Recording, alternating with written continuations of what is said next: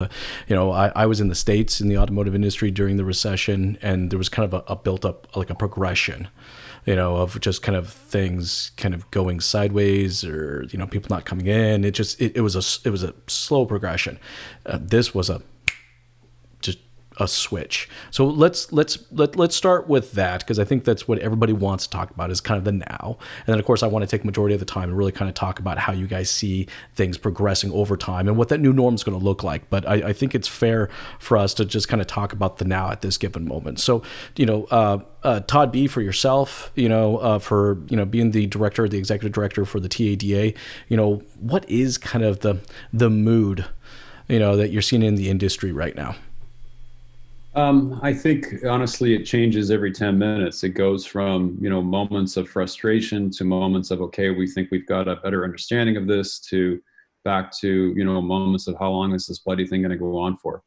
And so it's been juggling those, I call it those emotional balls, so to speak. And I get it. I mean, there's a lot on the line. Everyone that is in our province, they're members of our association, they're all independent business owners. And so, the biggest challenge has been getting clarity to the information that comes out, because it's happening so rapidly. And you alluded to it earlier. It's like in 2008, it was a long runway to the downturn in the economy. In 2020, it was within 2 or 3 days, everything turned itself upside down. And I think that's been the biggest frustration for everybody, is trying to adapt as quickly as they've had to adapt. But overall, the one thing about this industry, and I always like to relate things, Todd, back to sports as well, is that we're resilient as hell, and strong teams always come back after they've been beaten.